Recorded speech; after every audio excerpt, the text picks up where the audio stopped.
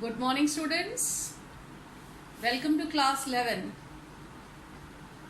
So, in this standstill period of coronavirus lockdown, we are supposed to take good care of ourselves and also make the best use of time at home. I hope by now you all must be in tune with the online teaching and learning facility, as your online teaching and learning classes started last week. Let me first of all introduce myself. I am Anita Sharma. I'll be taking classes for English. Last week you had studied the chapter The Portrait of a Lady from your Hornbill book. Students, let me remind you that you are going to read two books as per the CBSE syllabus for English Core 11th Standard. The first book is Hornbill and the second book is Snapshots. Hornbill book also consists of the poetry section, and so today I'll be taking the first poem from your poetry section, that is a photograph by Shirley Towson.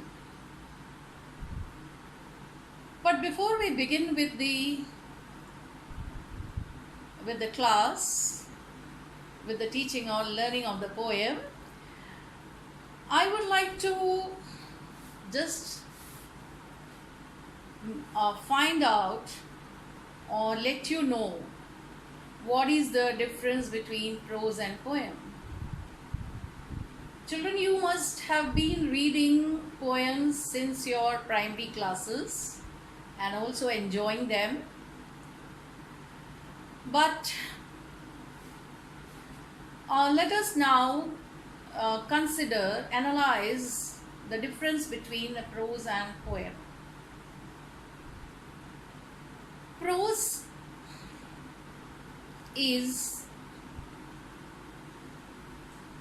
a way of writing in which there are order of words which form sentences, paragraphs, and sometimes dialogues are also used.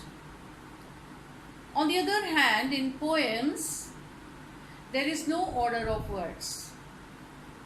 The sentence, the line may consist of 2 words, it may consist of 5 words, and hence there are no grammatical rules followed by the poets. Whereas the writers, they follow the rules. The prose piece can be a biography, an autobiography, it can be an article, it can be a report writing, essay writing, etc. And there the writers follow a grammatical rule. Now in the prose the writers don't use rhyming words at the end of sentences. They are just continuation of sentences. Whereas in poetry or in poems, the poet make use of rhyming words. I hope you all know how to pick out the rhyming words which are at the end of the sentences, which have a similar sound. And therefore, these rhyming words give a rhythm to the poem. And there is a kind of rhyming pattern followed by the poets. But in prose there are no rhyming words, and hence there is no rhythm. Now the next difference is that poem deals with the imaginative power of the poet, the imagination, the creativity, and it deals with the heart,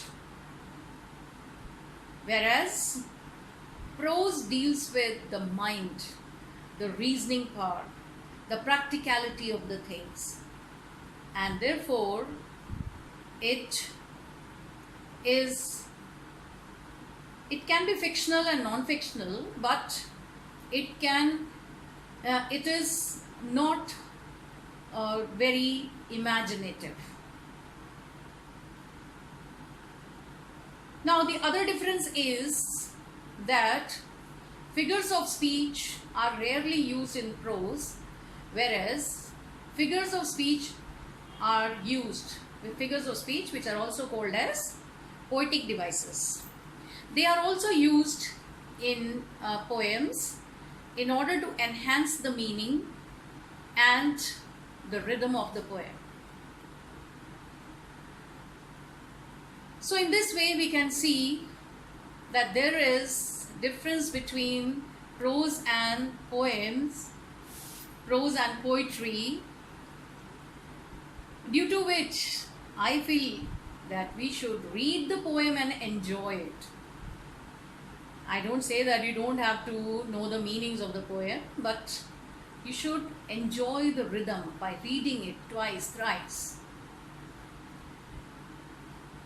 You know, students, Wordsworth had said about poems that it is a spontaneous overflow of powerful feelings recollected in tranquility.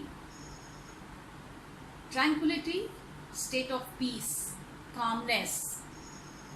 And the poet, in his calm mind, recollects all his perceptions, his pictures, his images, what he has in his mind, and then puts it in poem form. Therefore, it is spontaneous overflow of feelings. I know some of you are good at poetry. You also write, some boys and girls also write good poems. And this is the feeling of the poet, the great poet Wordsworth. So today we will be reading the poem by Shirley Tolson, A Photograph.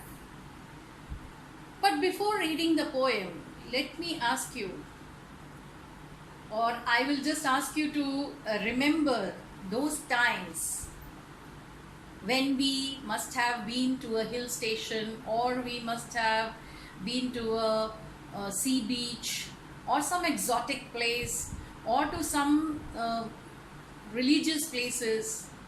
And when we reach there, when we are enticed, excited to see the beauty of the place, we click photographs. Nowadays, clicking photographs has become very easy, and we don't keep a copy of it, although we have stored it in our mobiles and laptops, in our cameras. But in long ago, in the some 20, 40, 60 years ago, the people used to take a photograph, click the photograph, and they used to take a copy of it. And also, in order to preserve it for a longer period of time, they used to paste it on cardboards. Now, if you ask your grandfather, they will show you there some photographs which are pasted on cardboard backgrounds. So, why do we click these pictures? Why do we click a photograph? One thing, we are excited about the place, it's so beautiful. We are interested in the beauty of the nature there. And secondly, to cherish the memories of that particular moment in the past. This is what is the poem all about. The poet once happened to come across a photograph of her mother, which showed that her mother was a small girl of about 12-year-old, and there were two other girls who were her cousins, and they had gone to a sea beach to enjoy their sea holiday. Now, when the poet saw this photograph, she was reminded of her mother's childhood, how she must have enjoyed on her sea holiday, and at the same time she was reminded of her mother. So the photograph, the title of the poem tells you how the memories are associated, the memories of the past are associated with the photograph. Now let me tell you that the theme of the poem is the depiction of the sorrow of the poet at the loss of her mother. Her mother was no more, and therefore when the poet was all alone, very sorrowful and distressed,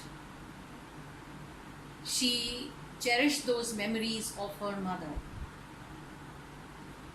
Now, this poem also deals with the transience and temporary mortal life of human beings. The photograph, the memories associated with the photograph become eternal, at least up to the life of another person.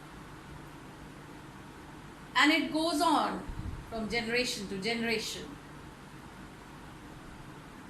But the people are mortal. The human beings are mortal in contrast to the nature which is immortal. So, students, we will read the poem line by line, and I will explain it to you. So now we will start with the poem. We'll read the poem A Photograph by Shirley Towson.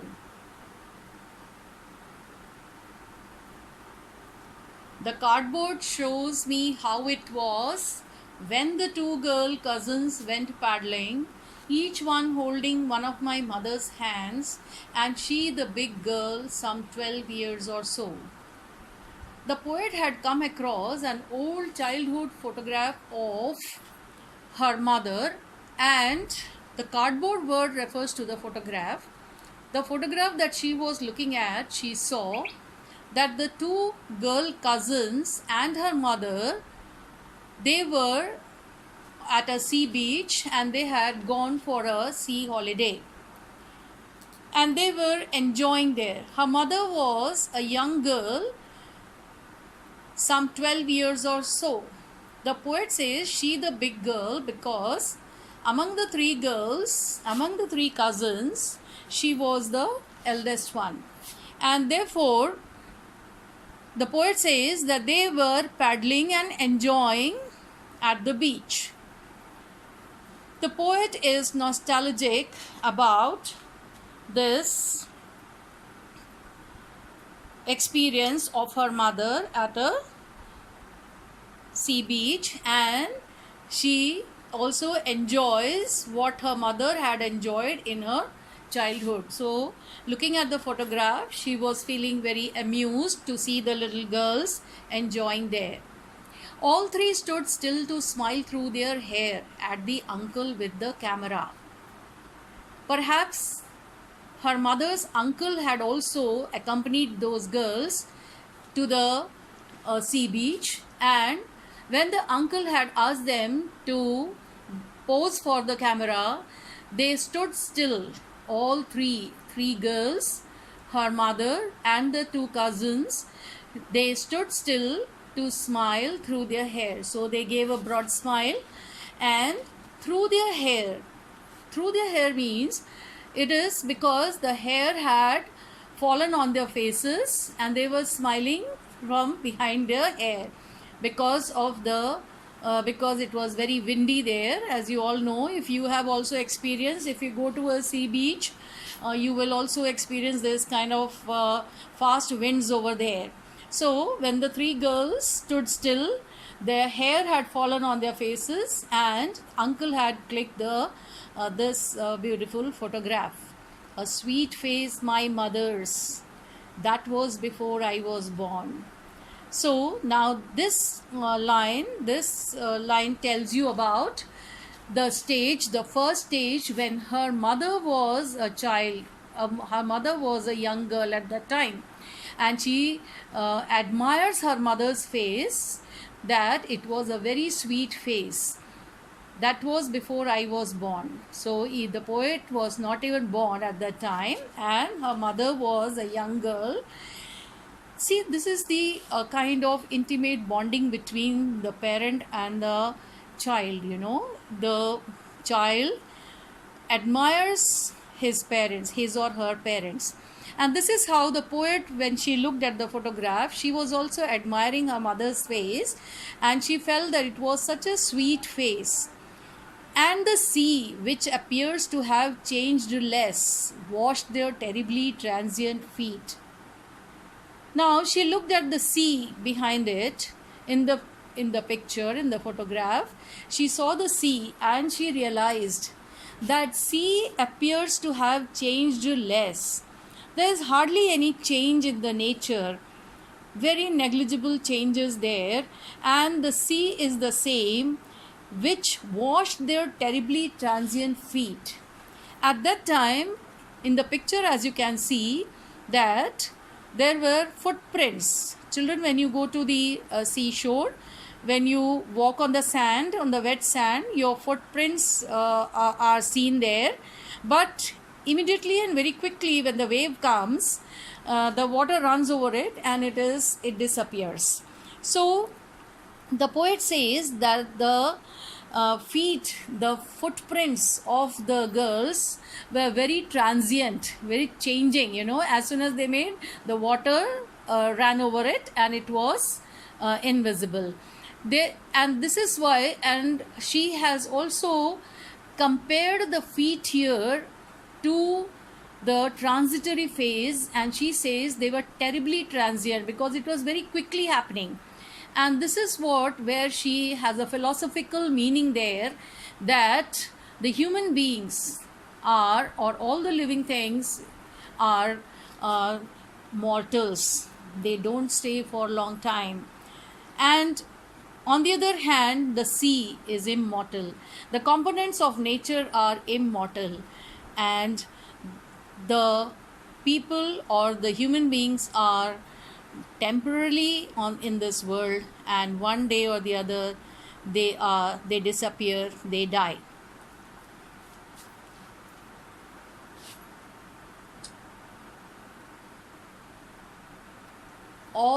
Some 20-30 years later, she would laugh at the snapshot. "See Betty and Dolly," she would say, "and look how they dressed us for the beach." The sea holiday was her past, mine is her laughter. Both ride with the labored ease of loss. Some 20-30 years later, now, how old was her mother in her childhood? The photograph was clicked when her mother was 12 years old. And now, after 20 or 30 years, when she became an adult, she laughed at the snapshot, the photograph. The poet says that her mother also used to laugh at the snapshot, and she used to enjoy cherishing the memories of that sea holiday. She used to enjoy thinking about those days when they used to go to a sea beach for a holiday. And she would say to whom? To the poet. Now this is the second phase in the poem, in which the poet's mother is an adult and the poet is a little girl. She is a child.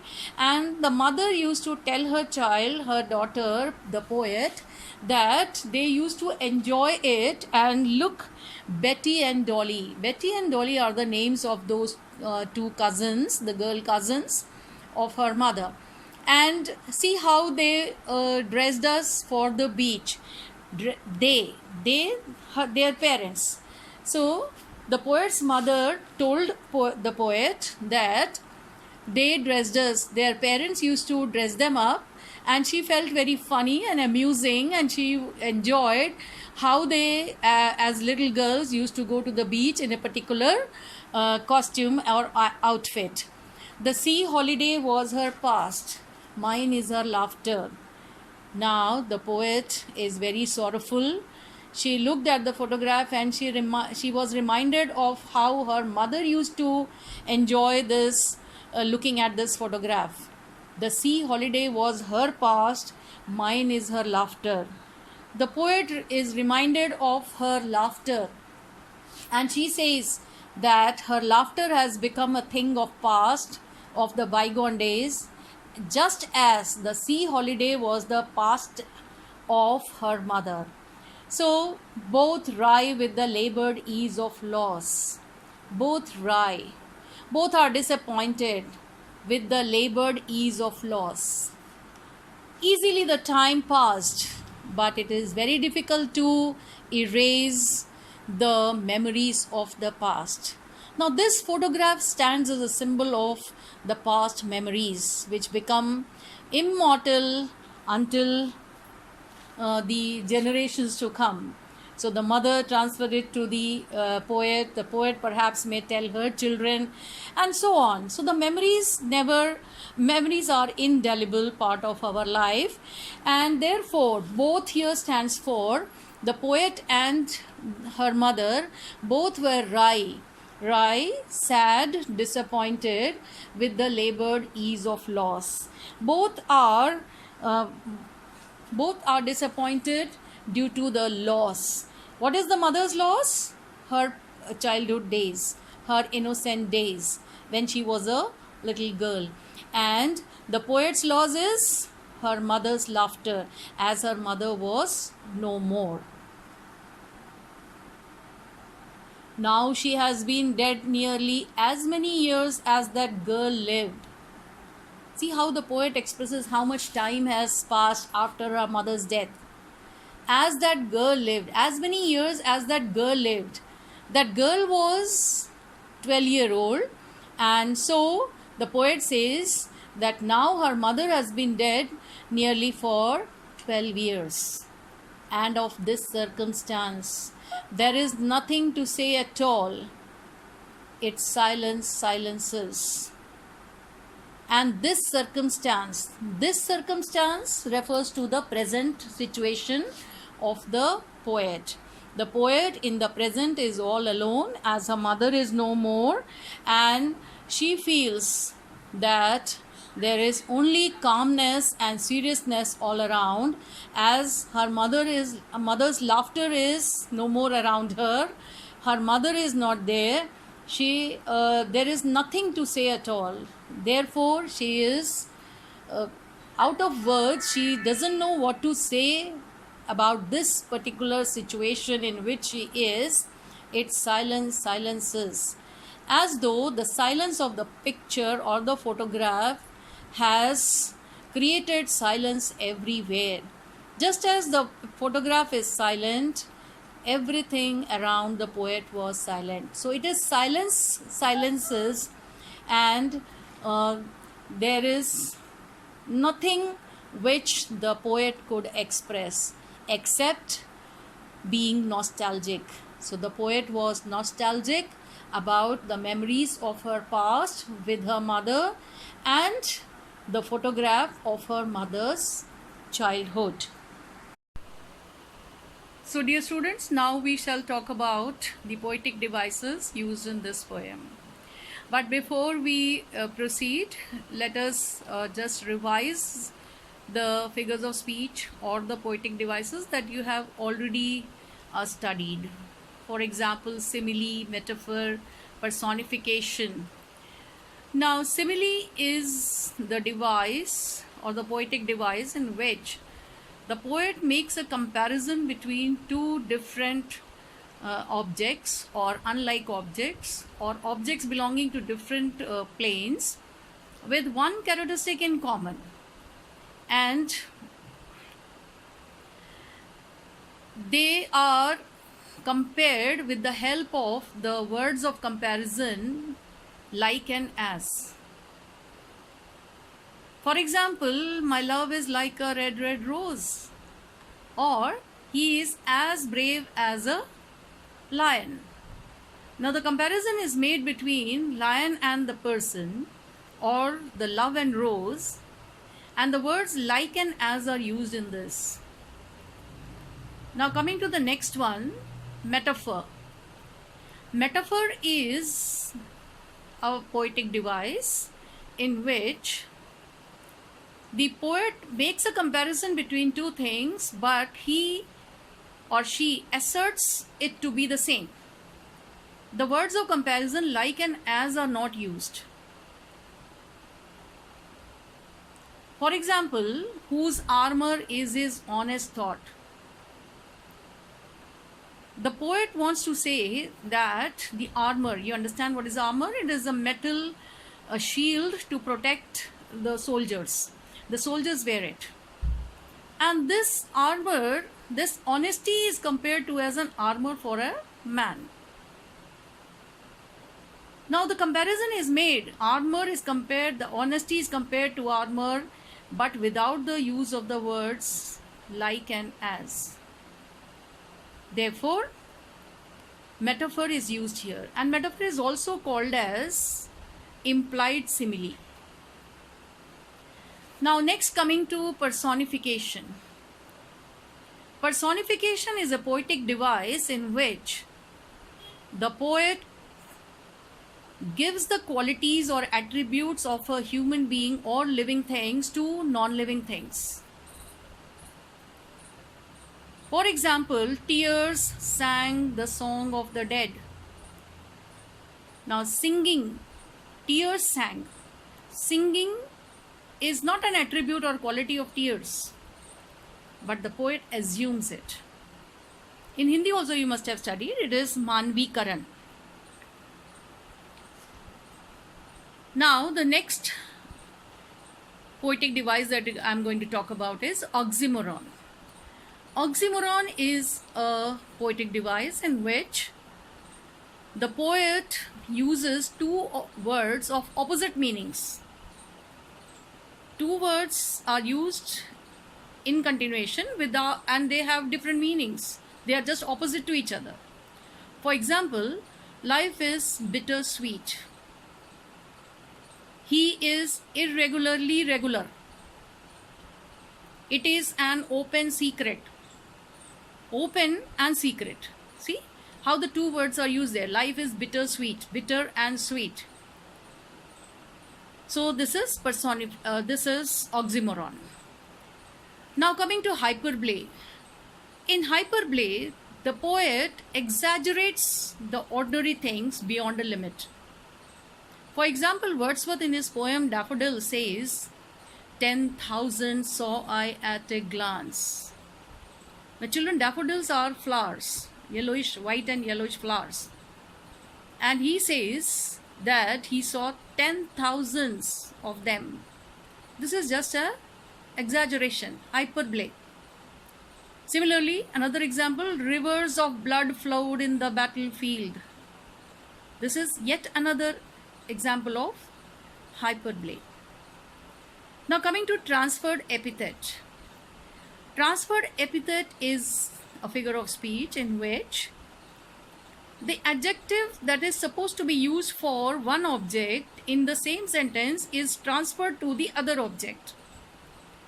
For example, he walked a weary way.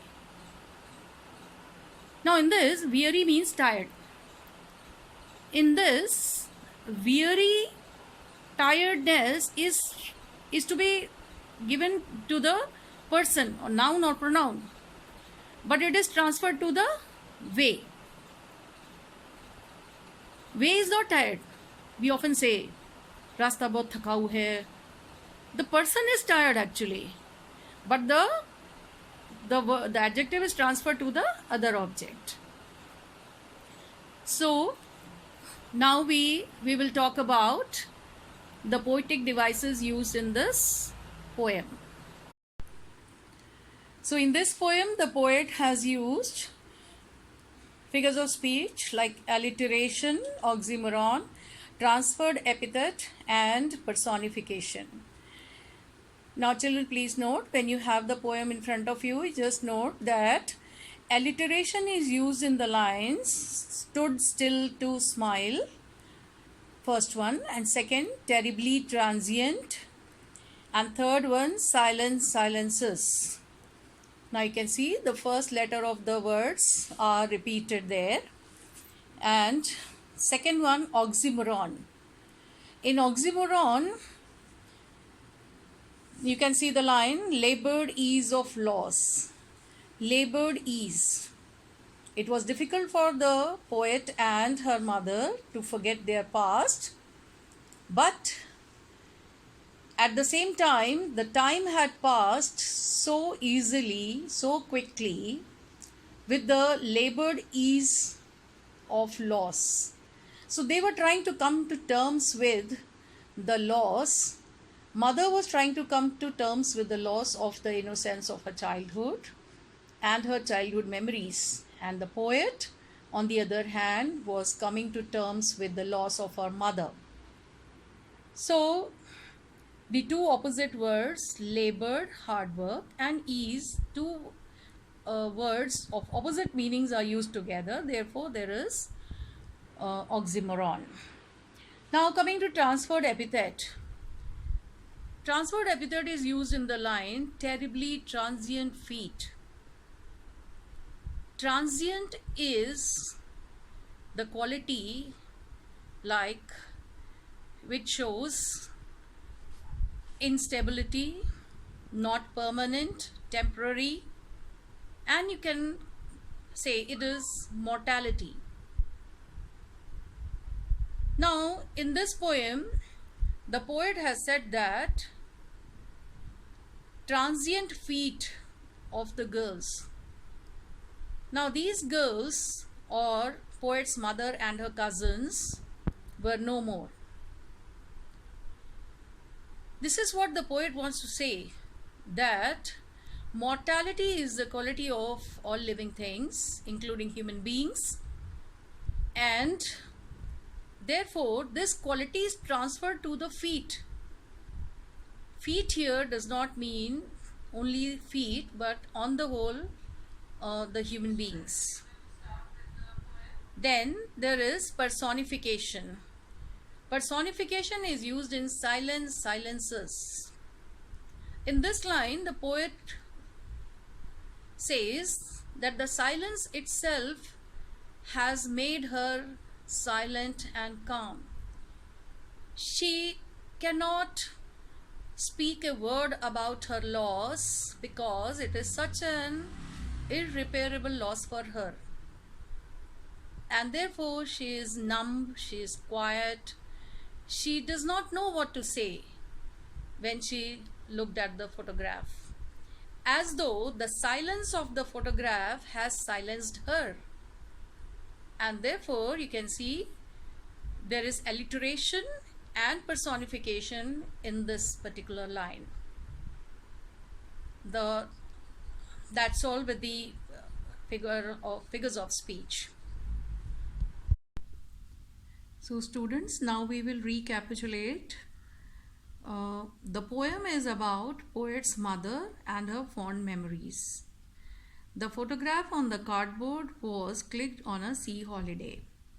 It was a photograph of childhood of poet's mother. The poet saw her mother, who was 12 years old, and with her two cousins in the photograph. After 20 to 30 years, mother was a middle-aged woman and the poet was a little girl. Both the poet and her mother were nostalgic about their past memories. Her mother died 12 years ago. The poet experiences an irreparable loss and calmness around her. So children, this poem is about poet's sorrow and her fond memories of her mother. She is paying a tribute to her mother, and she feels that this loss can never be